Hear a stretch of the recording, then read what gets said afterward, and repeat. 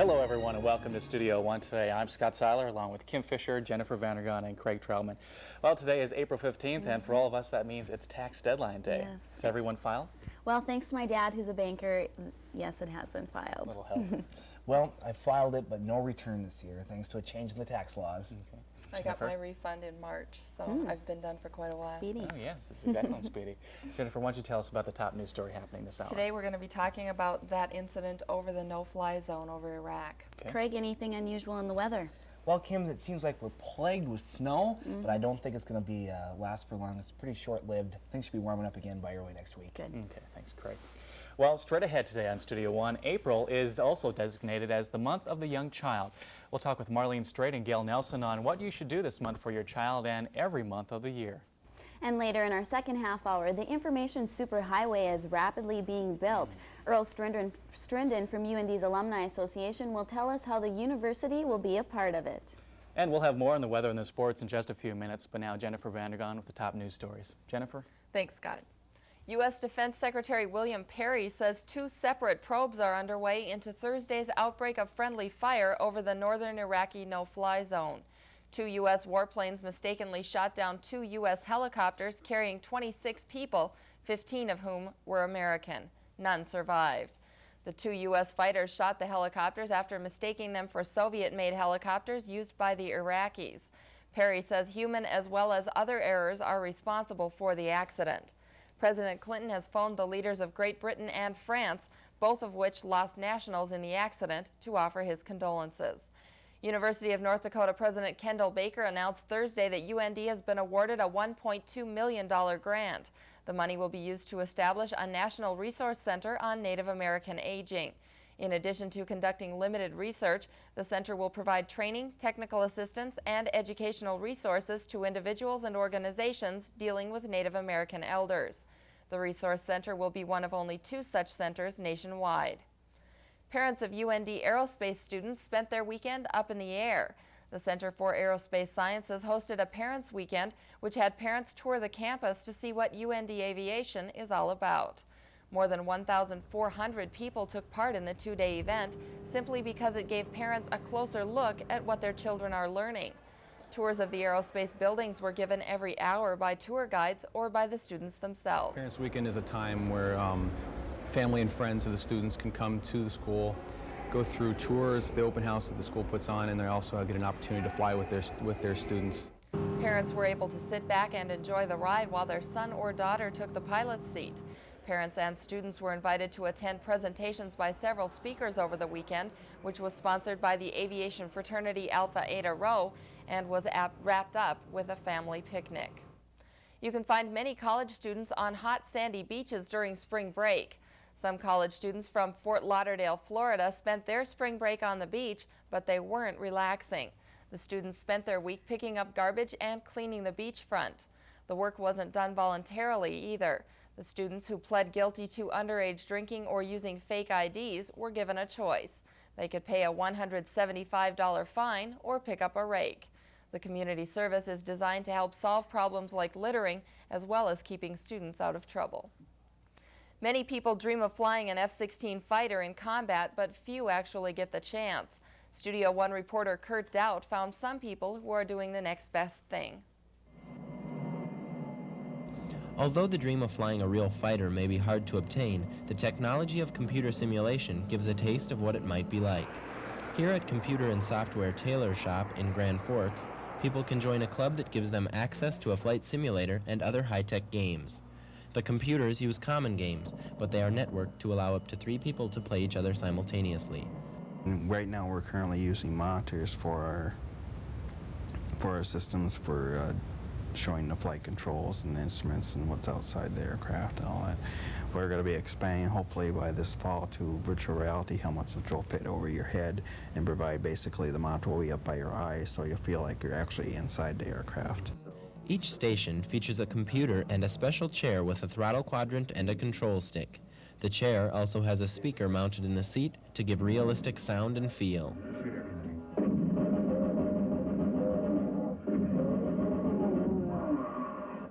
The club costs $10 per month and has about 25 active members. The fee includes unlimited use of the computers. Along with the flight simulator, people can also play a game called Doom. This game places you in a gun battle with an array of enemies. Hopefully if this gets big enough, we'd like to see the simulators of the same kind show up in a lot of other places too. May open up like a virtual reality type bar where you go and place your order for a simulation experience and have a drink in the meantime. So if you want to be a fighter pilot, a club like this may be the only way you can fight in the Gulf War and still make it home for supper. With photographer Mike Garrison, this is Kurt Doubt reporting for Studio One News. For more information on how to join the club, you can contact the Computer and Software Tailor Shop. And the seat in those is hollow and it has a speaker inside of it, so it vibrates when you're using the simulator. It makes you feel like you're actually in a fighter jet. Wow, sounds like it may be a little too realistic for those who don't like flying. That could be. Thanks, Jennifer. Well, if you were waiting for this weekend to get outside and enjoy the nice weather, you may be missing out once again. Craig joins us now with the weather. Craig? Well, thanks, Kim, and it seems like the weekends the past few weeks have been plagued with bad weather, and this weekend may be no exception. But currently in Grand Forks, we do have a clear sky, a temperature of 39 degrees. The winds are out of the north to northwest at 12 miles an hour, and our pressure is rising. Well, around the region this morning, things are relatively mild, where it's 34 in Winnipeg, 49 in the Twin Cities, 42 in Fargo, and 36 out in Bismarck. Well, on the national scene today, they say that April is the month of tornadoes, and today is no exception. A cool front is pushing its way through the Midwest. In front of it, warm, moist air. Behind it, cool, dry air. When those two mix together, they fuel tornadoes and thunderstorms, and that's what's happening across most of the Midwest today. Out to the west, there's going to be a low-pressure system building, but it shouldn't stir up too much. As we look ahead into today, well, we're going to be seeing some stronger winds, and they're also going to be bringing us a chance of some precipitation today, and that shouldn't be anything too much. There's a chance we'll see some snow. However, I think it won't be cool enough for us to see any snow. Across most of the Midwest, things are going to continue to stir up heavy rain and thunderstorms and tornadoes throughout the rest of the day. As we look ahead into the weekend, well, that weather pattern should move out of our area, and that low-pressure system is going to continue to cause problems along the east for the rest of the weekend. However, our skies are going to be clear, a high-pressure system is moving in, and temperatures are going to warm back up. As we look ahead as temperatures for today, well, it's going to be relatively cool, a temperature of 40 degrees, some 50s out in the western part of the state, 60s and 70s to the south. Overnight tonight, things should stay relatively mild, temperatures in the 30s, some 20s out in the western part of the state and along the Rockies, some 40s, 50s, and 60s across the south. Well, for the rest of the day today, we can expect to see a mostly cloudy sky. There's a chance we'll see some rain and maybe some snow. A high temperature of 46 degrees and the winds out of the northwest. Looking ahead into tonight, well, things are going to clear up. A low temperature right around 30 degrees and the winds will be out of the west. Looking ahead into the weekend, Saturday is still going to be a bit cool, but looking ahead into Sunday and Monday, temperatures back in the 60s. Things are looking nice, so Scott and Kim, next week looks great. Thanks, Craig. Well, a chance of snow is never good news, but good news for the Vikings in their trading. Yes, big news. Warren Moon is now going to become a Viking. But first we move into hockey. The Toronto Maple Leafs topping the Chicago Blackhawks 6-4, spoiling the last season home game at Madison. And those playoffs start this weekend. In basketball, the Knicks got the job done without an unexpected battle along the way.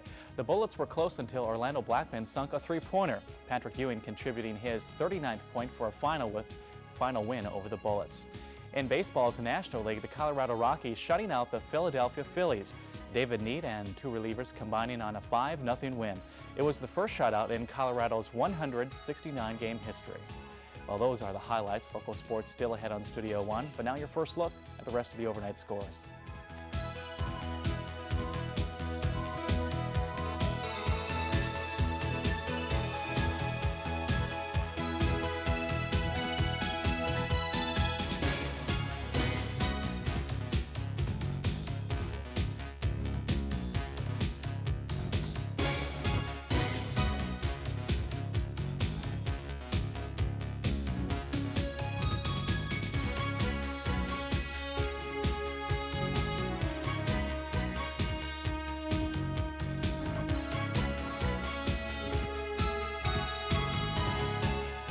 The University of North Dakota's head hockey coach Gino Gasparini says he was forced to resign his position.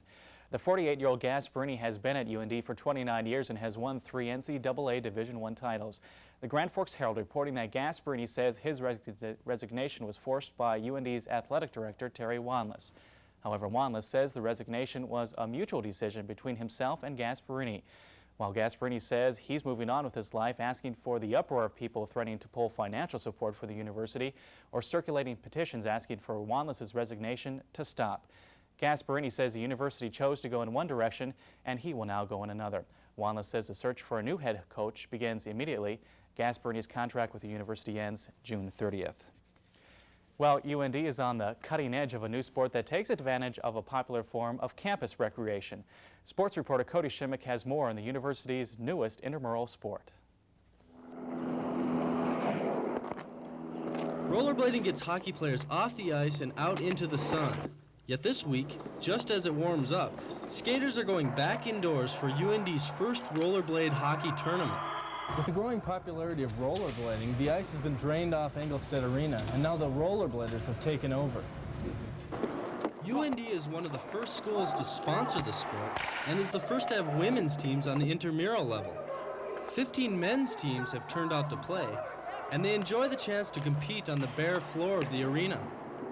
You kind of get a different view of it rather than sitting up in row K watching the Fighting Sioux. So is it your dream to get down here? Well, I wouldn't go that far, but it is a good time. The only padding required is a helmet, and some players risked their bodies even though they had little experience rollerblading. Well, I've been rollerblading for about probably, I don't know, ever since I got here, I guess, about an hour ago. So I've never played hockey in my life. Custom-made rollerblades fashioned from ice skates even appeared at the tournament alongside newer models. The week-long tournament has been dubbed a success by organizers, so players will have the opportunity to come back next year. Well, if I'm around, I'll play. Hopefully I'll graduate by then, but...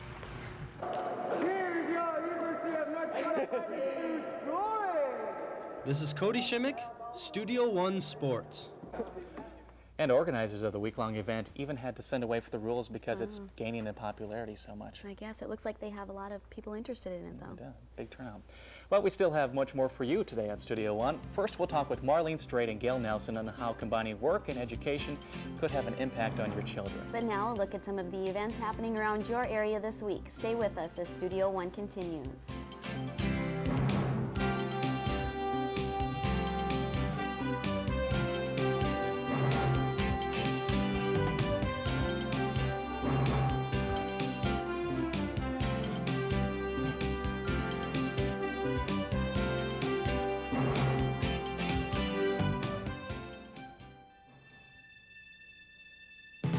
Insurance. Unfortunately, it costs. Fortunately, it pays. Voller Insurance. Grand Forks, Devil's Lake, Bismarck. I really recommend the Community National Bank because I think that they know how to take care of people, whether it's for business or personal. I want a relationship with a bank that understands my needs, and Community National fulfills that relationship. They're good. They're friendly, they're conscientious, they take the time to learn about your business, and they're willing to go that extra mile to help us when we need help.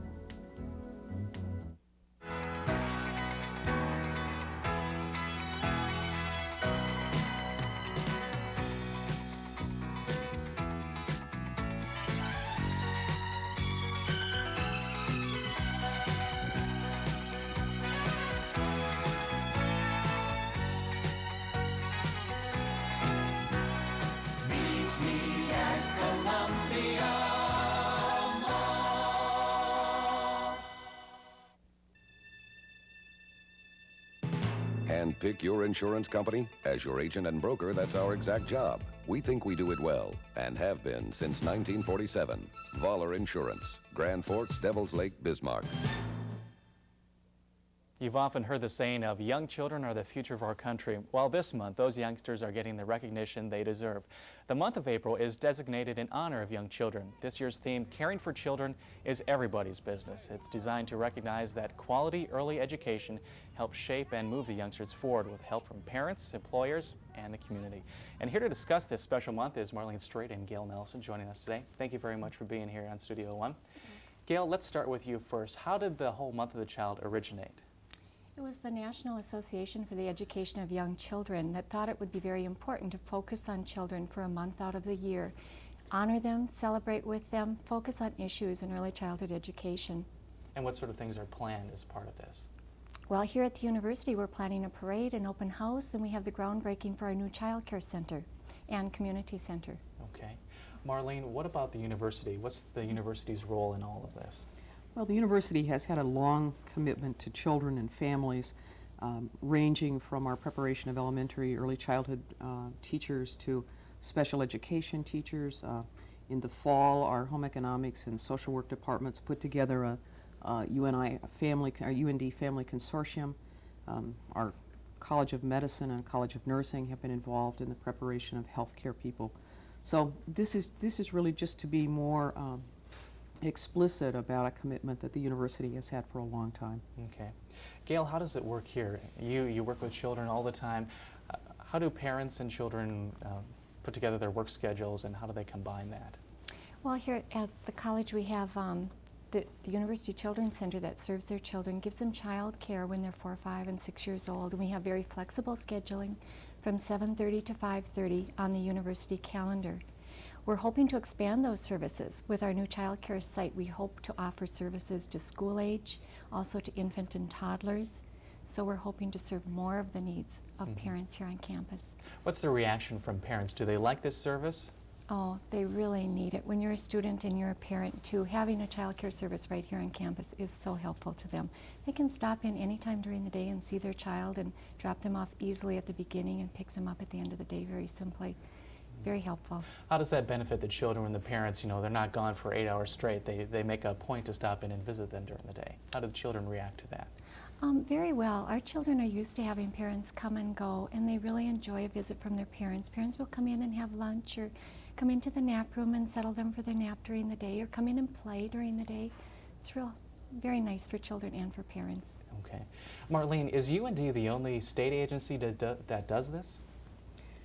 Well, obviously there are a large number of agencies in every state that are involved with children. Our particular commitment on the campus during this month, and we're encouraging our employees to take an hour and to go visit their child, be that in a daycare center or in a school. So we'd like to have them take some time from work and go spend some time with their child. Okay, and that's an important part of, not only is it beneficial to the children, it also helps the parents, being that they're not worrying about them also. Yes. More productive in the work environment and everything. Without question. Okay. Gail, you also talked about the expansion in the coming future. Tell us a little bit about that. Okay. We'll have a new child care and community center that will serve children and families. Right now we only serve 3, 4, and 5-year-olds for child care, and we're hoping to expand that to school age, before and after school. We hope to serve infants and toddlers in a model site and offer outreach services to those who provide that care in their homes. So there's care for a broader range of children. We also hope to, with Judy Sargent, who is in the resident services, offer more support services to families, not just their children, but to families on the whole. And we'll have a community center now where we can carry out some of those activities. If there's one point you would like to make to parents and how to work their work schedule with their children, what would it be? Take time out of your day. Spend some quality time with your child. They really do benefit from it. Okay, great. Gail, thank you so much for joining us. Marlene, appreciate you being here in Studio One. Well, still to come, with spring comes those spring fashions. We'll have a look at what's going to be hot this year. But first, the rapid growth of technology with cable television is creating many new opportunities all across America, and now some of them involve a North Dakota community. We'll show you next on Studio One.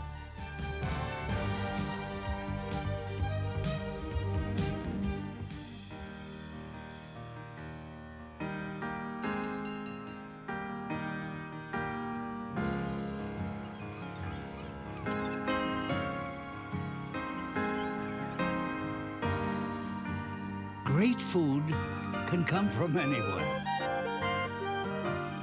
as long as the shredded natural cheese comes from Sargento of Wisconsin.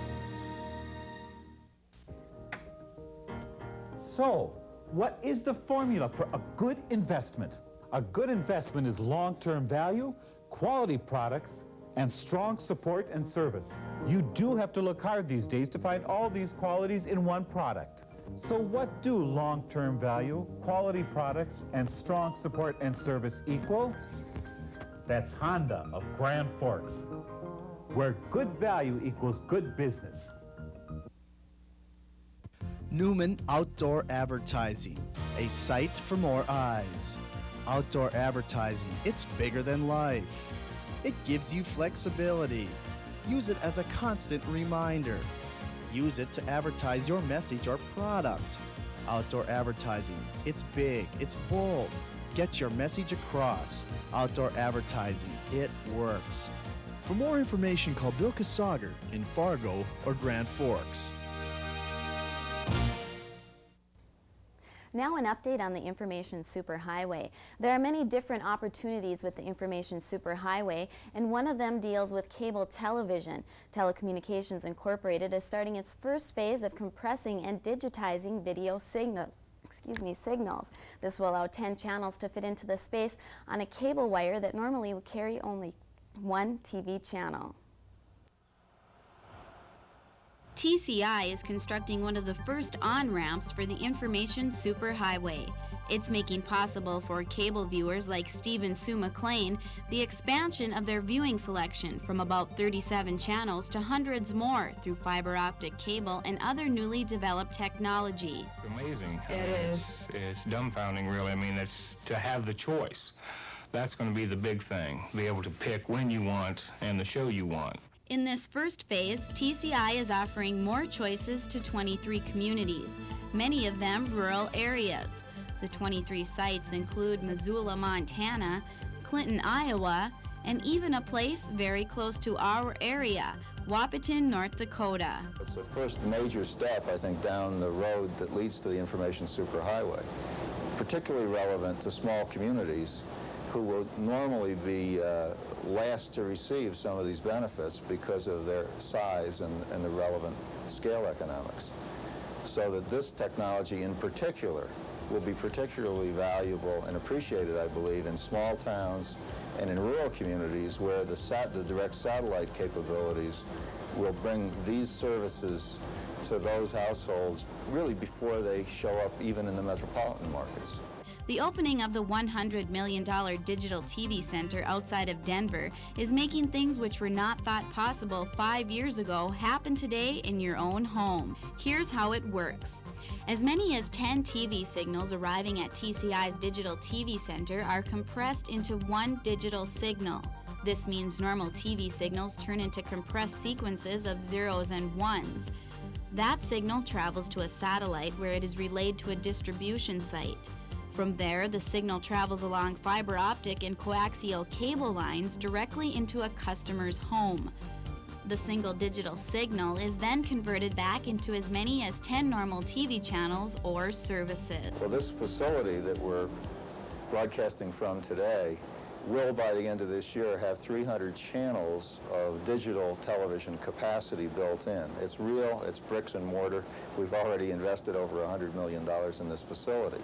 And home viewers will have more than enough options in movies, sports, interactive entertainment, shopping, and new services like TV Guide on your screen. Technology is just getting almost unbelievable, the things that you can do, especially the interactive, being able to interact back with the cable company, and so it's not just a one-way thing, but a two-way thing, is real exciting to me.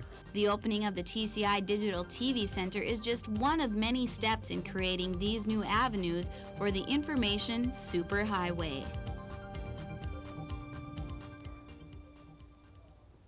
The service will cost an additional $2. The added fee covers the cost of a computerized converter box that hooks into TV sets.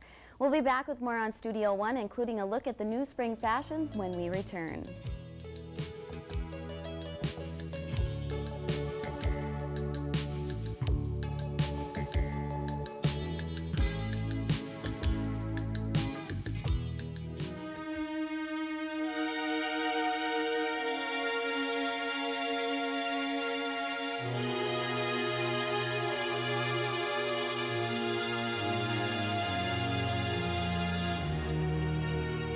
Drunk driving doesn't just kill drunk drivers. Next time your friend insists on driving drunk, do whatever it takes to stop him.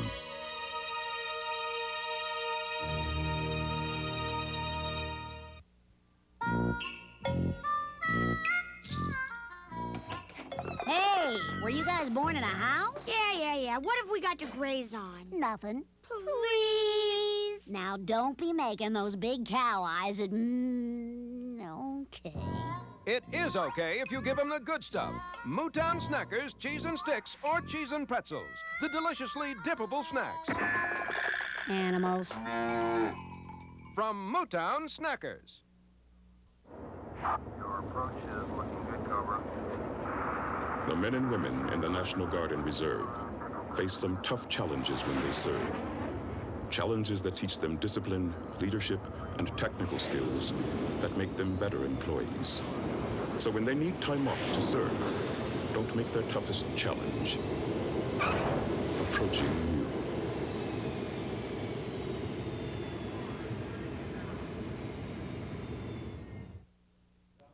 Finally, the warmer weather is on its way and the snow is almost gone.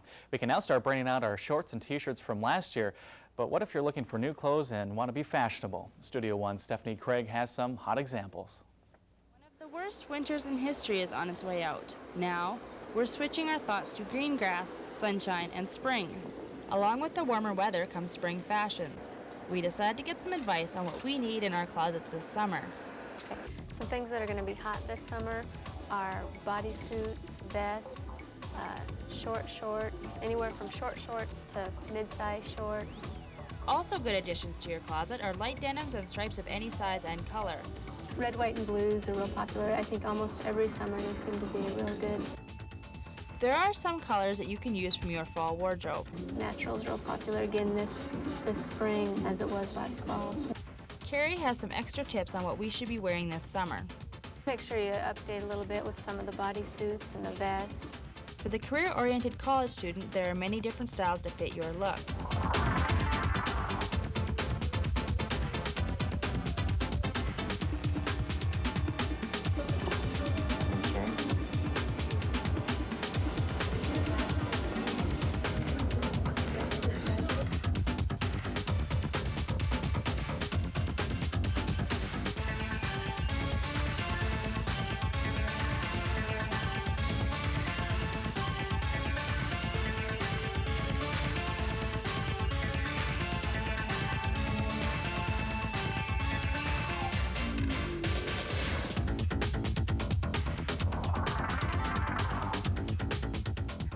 One item that is very hot for college women in the workplace is a skirt.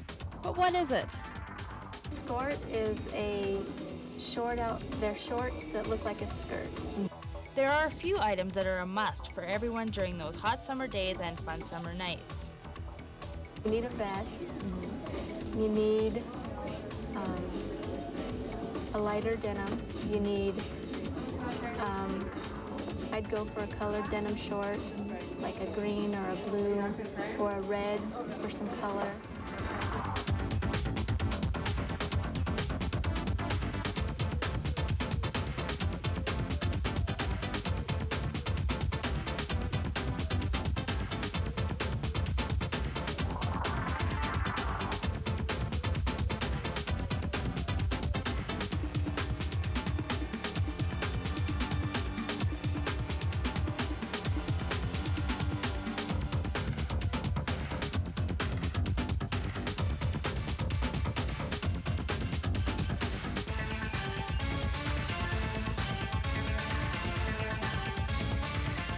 For the guys, there is one essential piece for that summer look, the striped shirts. This summer, there are many looks to fit everyone's needs and styles. Stephanie Craig, Studio One. The spring lines have been out for almost a month and the stores are already gearing up for fall fashions. Looks like I need to do some shopping. Oh, lots of it. No. Coming up in our next half hour in Studio One, Monty Russell, the former editor of the first Native American daily newspaper in the nation, he'll join us and share some of his most remarkable work as a freelance photographer. Plus a look at a new way employers are hiring. They're not just looking at how you dress or how you answer the questions, but your handwriting. That story plus much more straight ahead in our next half hour on Studio One.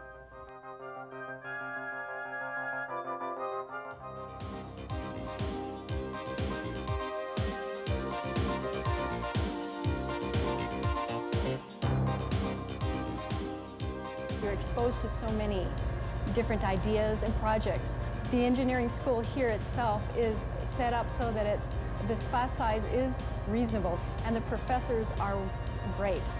Our equipment we use is up to date and very new and very accurate. Part of the reason why I've gone into this program is because of the environmental aspects. With about 12,000 students, UND is the largest university in the Dakotas, Montana, and western Minnesota.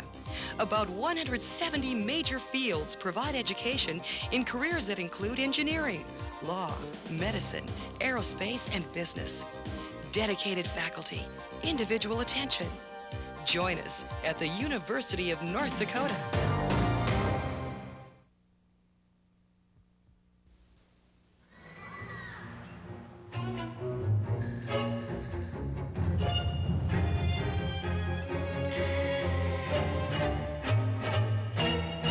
Your first time as a Junior Achievement Elementary School volunteer can be a little scary. Can you get kids that young to think about their futures? Call us about volunteering, and you'll see. We'll supply you with training for this new program, and the kids will supply plenty of motivation.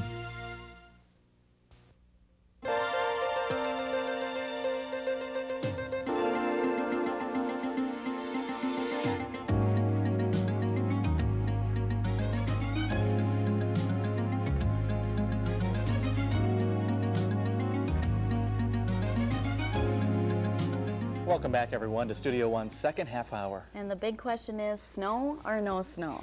Well, Kim, I really don't think it's going to snow this weekend. There is some in our forecast, but I think it's just too warm. The ground temperatures are going to make it not possible for it to snow, hopefully. Yeah. But as we look into next week, temperatures beautiful, back in the 60s. Should be that way for most of the week. Good. That's good. Sunshine, we like to hear that. Okay, thanks, Craig.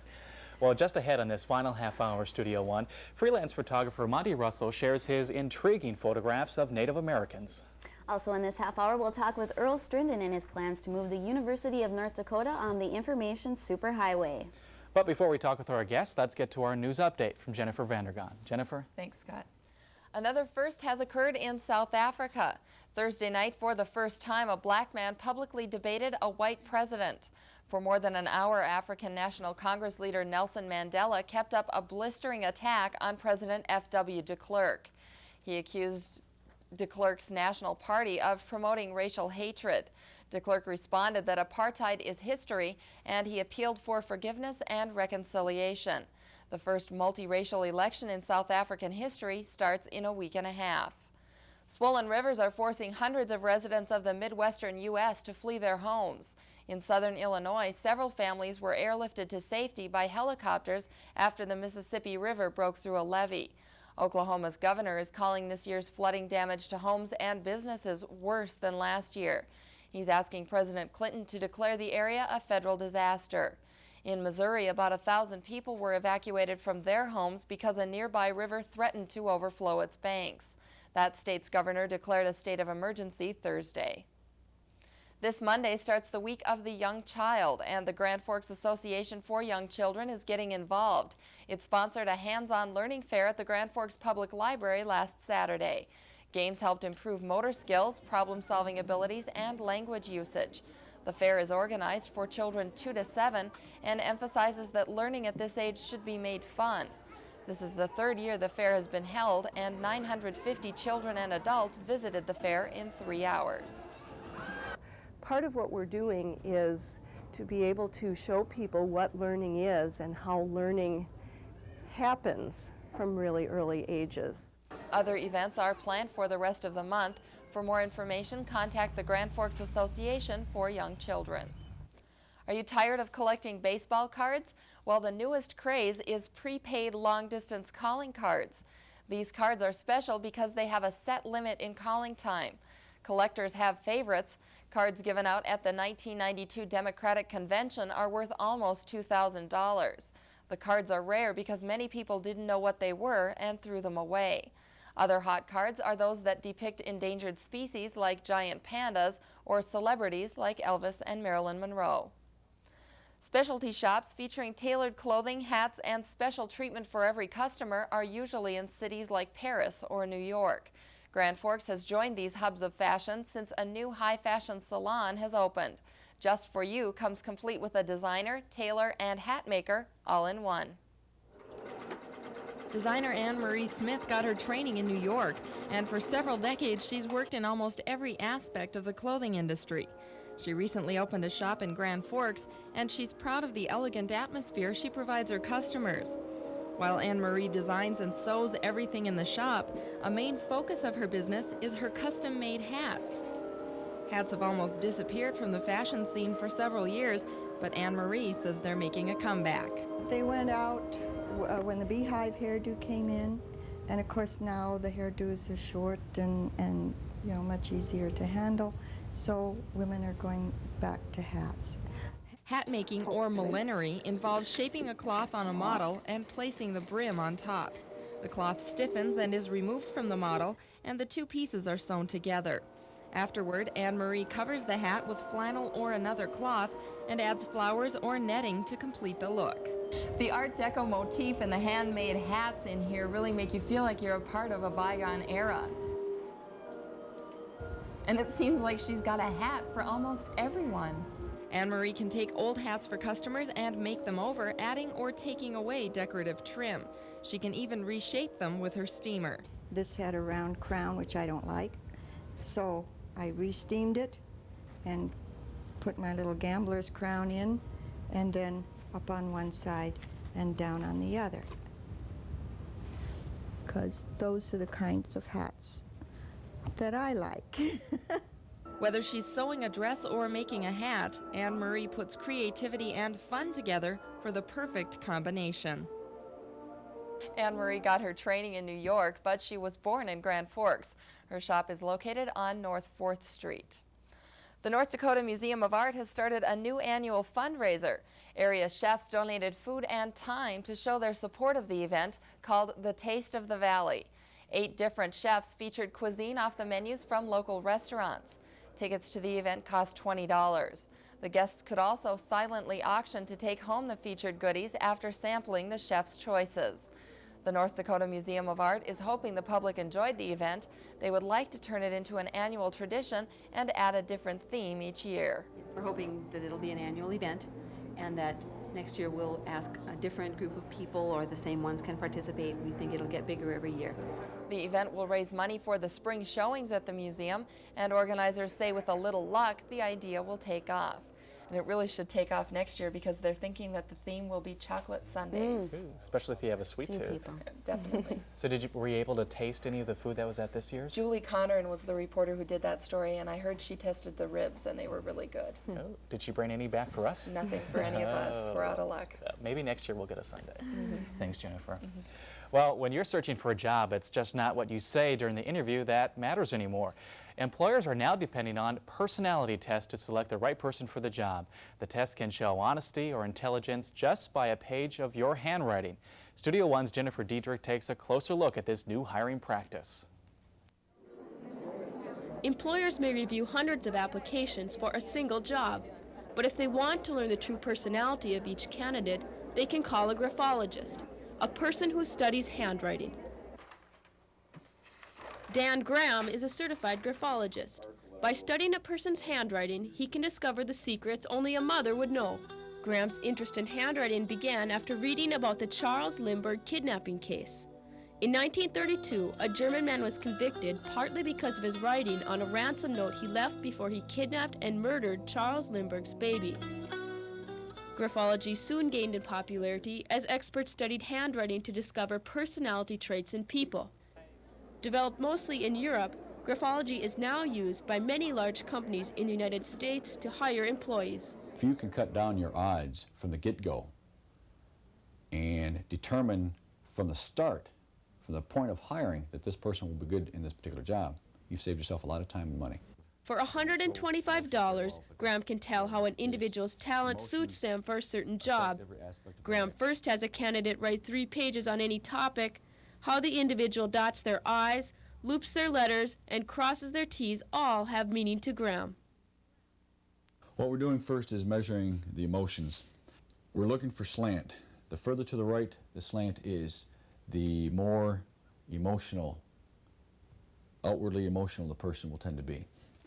Graham said no matter how the writing is put on paper, by hand, foot, or mouth, the brain controls the procedure and shows unconscious tendencies of the individual.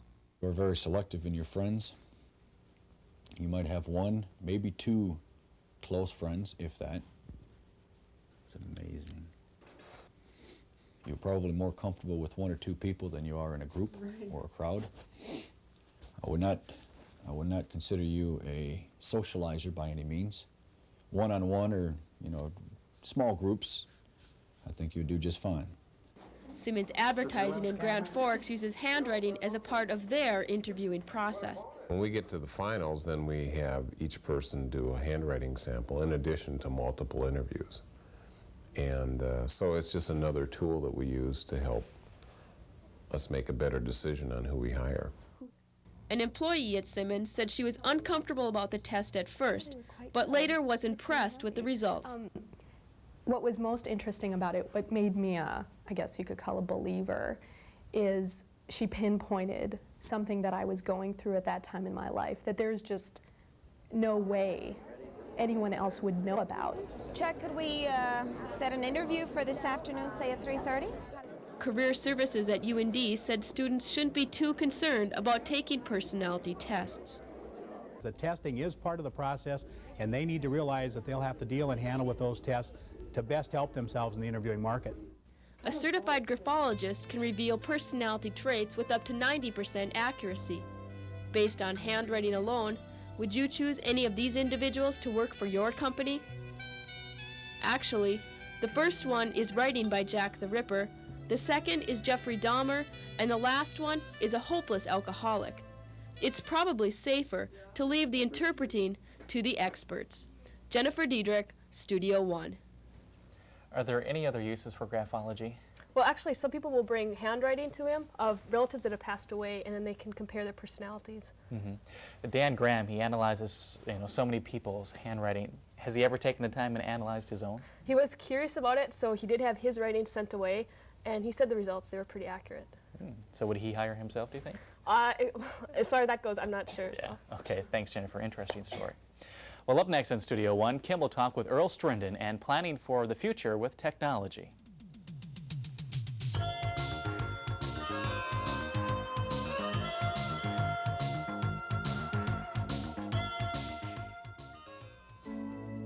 Community Bank means to me excellent service and good friends. I would really recommend Community Bank. I have sent several friends over to see Larry Morgan too. I think he's great. They can answer any question over there and they'll tell you right. I have had such excellent service there that I believe that you would be treated royally if you come in there too.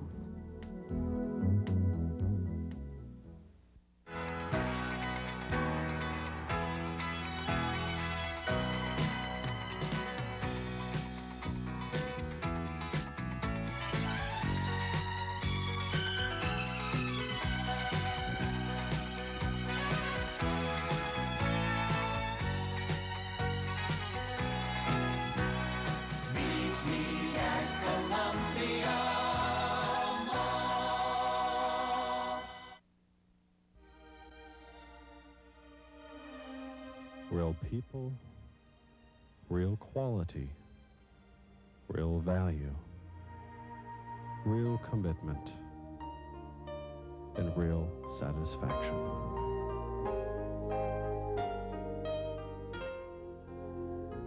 At Nissan of Grand Forks, quality is our commitment.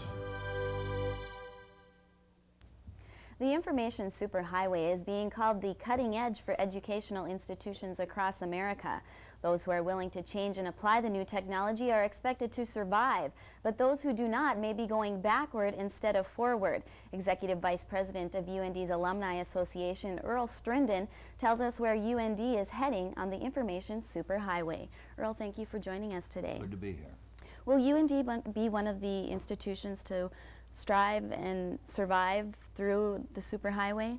I think we will, because we've been very entrepreneurial and we have a good start. But there's no doubt about it, changes are here and they're going to be rapid, And if institutions do not lead, they're going to fall behind, and it's going to be very, very negative for the institutions who don't keep up. Now, what are some of the changes UND will have to make? Well, let's look at what's happening. The way we learn, when we learn, and where we learn is all going to change so dramatically.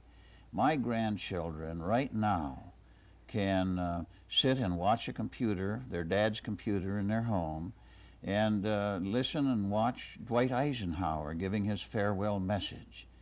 Young folks are going to be able to learn foreign languages. They are going to be able to catch up in mathematics, and I could go on, right in their own homes. So for the motivated, bright individual, they're going to be able to move rapidly. That means they're going to be very well prepared, many of them, very advanced when they come to university age or college age. And so that's a challenge and a great opportunity for higher education. Now also, with interactive video, the methods of teaching must change, because we're going to have one person here. It could be at Yale, it could be at Harvard, and there'll be students all over the nation taking classes. That means that the traditional method of lecturing is really going to be something of past history. And so that's a challenge and a great opportunity. It's going to mean that many universities are going to be designing getting a bachelor's degree in 3 years. Some universities have been going towards 5 years to get a bachelor's degree. They're going to be in the horse and buggy age, because some of these young folks are going to come so advanced and so prepared, if they're bright and they're motivated, that they're going to be able to move quickly. And that means that with the cost of tuitions, and with the desire to move on to advanced degrees, we're going to have to adapt, we're going to have to lead. What part of traditional teaching and learning are we going to want to preserve? Well, number one, we want to preserve the universities, because there's a great need for students to come and live in the atmosphere of a university. There's so much to be learned and gained by the social contacts and just being part of a university atmosphere. So we must preserve that, because we obviously want to educate a total person. But I think that there'll be so many changes. And we're going to look to the private sector. We have a National Alumni Leadership Council where we're asking some of our great achievers in all endeavors to help the university and be part of a network for helping the university in so many ways. The private sector is leading in the use of technology, and much of this technology can apply to teaching and learning. And so we're going to lean on these outstanding achievers to come back to this university and help us to be the leaders. Now, with so many budget cuts, how is the university going to move forward in this technology? Well, that's one of the answers for us, is to use technology in order to help cut down costs. I think that we're going to find a move towards no-frills type of education, where many of the things that we're providing and some students aren't using, they'll have their options of how they want to learn, where they want to learn, and when they want to learn. It's an exciting time. It's the most exciting time, I think, in mankind, womankind. Well, Earl, we're out of time, but thank you so much for joining us today. Always good to be here. Thank you so much. Up next on Studio One, Scott will be back, and we'll talk with Monty Russell on his truly spectacular photographs.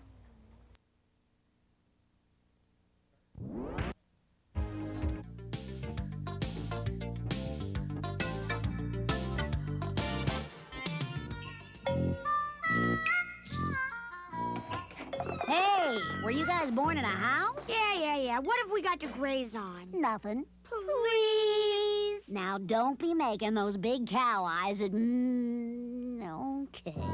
It is okay if you give them the good stuff. Mootown Snackers, cheese and sticks, or cheese and pretzels. The deliciously dippable snacks. Animals. From Mootown Snackers.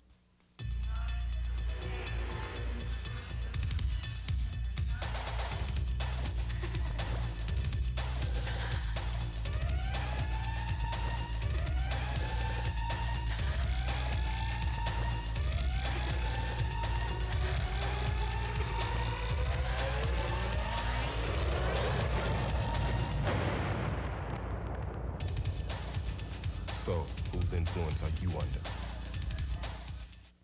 Newman Outdoor Advertising, a sight for more eyes. Outdoor advertising, it's bigger than life. It gives you flexibility. Use it as a constant reminder. Use it to advertise your message or product.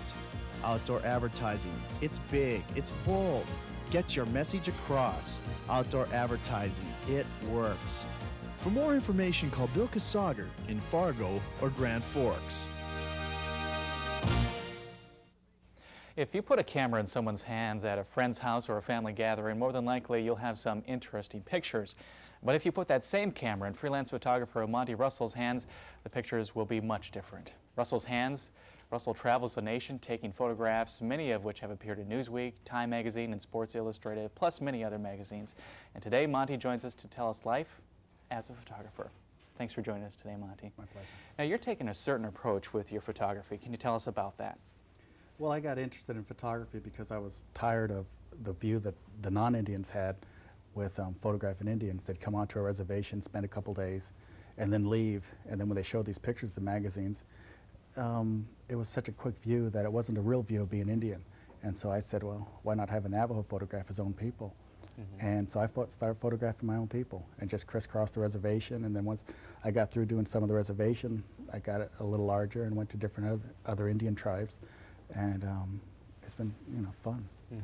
Now we have some of the pictures you've taken in magazines. One is specifically from Sports Illustrated. Can you tell us about this picture? Well, I was, as a kid, I used to go out and herd sheep, and I hated it. My brothers and I would go out there and would sit around and watch the sheep. And so finally we said, oh, let's bring our baseball bats and gloves. And so we'd go out there and we started playing baseball. And pretty soon we'd lose the sheep, and we'd spend the rest of the day looking for the sheep. And when I got a call from Collins Publishers, the same publishers that do the Day in the Life of America projects, they were doing a Baseball in America project. And I said, well, wouldn't it be neat if there were still some kids that did what we used to do, lose sheep by playing baseball?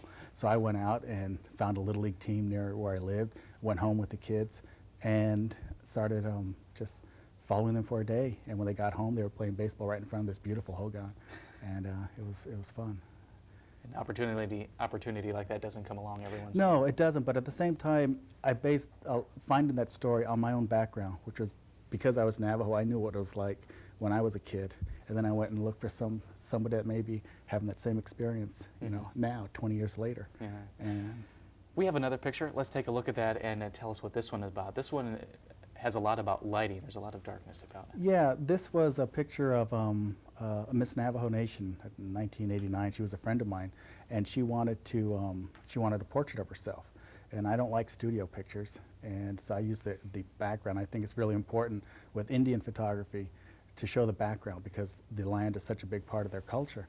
So I lit the picture in the environment. It was right out. It was actually real close to where the previous picture was taken, just maybe 100 yards away 4 years later. But I lit the picture with lights outside. She wore a little more jewelry than I'd like her to wear, but that's the way she wanted to look. Now the lighting aspect, that didn't take like just 5 minutes or something. That took quite a while. No, well, it didn't take that long. I had been photographing her with the sun coming over my shoulder, and then there's a real nice sunset, so I just turned around and put the lights on her, and so I let the sunset be the background.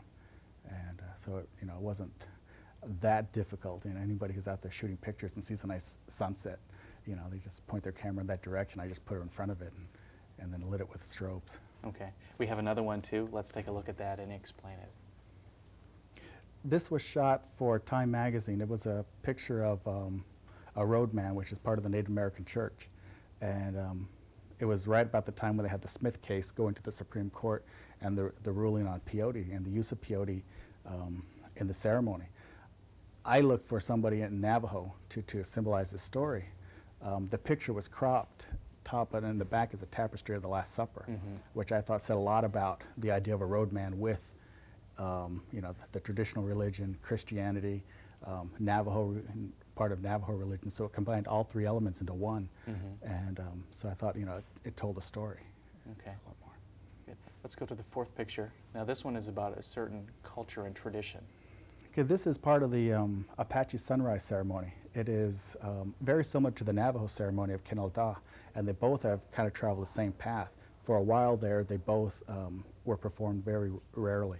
And then for whatever reason, in the 70s and the 60s and the 80s, it started growing more, and a lot of people started having them. And I was invited to come down because somebody knew me who had seen a Navajo one, and they liked it. And so they asked me to come and see, well, now we've seen your ceremony, now come down and see our ceremony.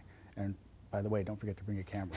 And so wherever you go, you carry your camera with you? Yeah, except on this trip. This trip I got to travel without my cameras, and it was kind of nice to go through an airport quickly. Yeah. And can you tell us why you're visiting North Dakota today? I'm up here for the Wasippi and Time Out. I'll be talking about Native photography, where I see it. I just got through completing a book where I was a photo editor on a project with Indian photography. And so I'm going to be discussing where I see Indian photography from the past, Edward Curtis's images to today, and some of my images. Okay, great. So. Monty, thank you very much for joining us today. Pleasure to have you here. It was fun. And we'll be looking for your photographs in other magazines. All right. Okay. You're watching Studio One, and we'll be right back right after this.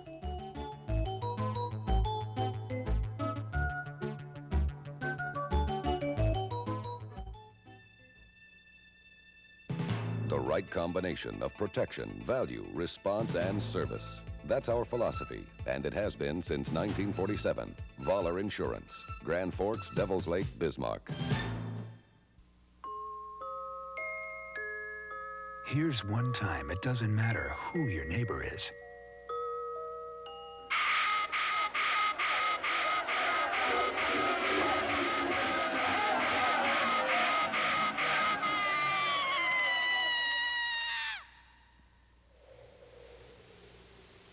Here's the other. Life's too short. Stop the hate. In a life-threatening emergency, you should know what to do. Say a loved one exhibits unusual symptoms. The first thing to do is... Clear! No.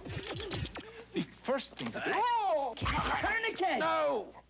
The first thing you do is pick up the phone and dial your emergency number. Call 911 first. Right. How about mouth-to-mouth? I don't think so. To learn more about life-saving techniques, contact your Red Cross. The insurance salesperson. They've never been the most popular people in town until you need them. Voller Insurance, Grand Forks, Devils Lake, Bismarck. And that's it for today's edition of Studio One. We're going to leave you today with pictures of classic cars. They're sleek, they're expensive, and they're fun to watch. Studio One's Jake Henningsgaard and Yvonne Fuscher put it all together for us. Well, I'm Scott Silen. For everyone here at Studio One, thanks so much for joining us. See you next week for more Studio One.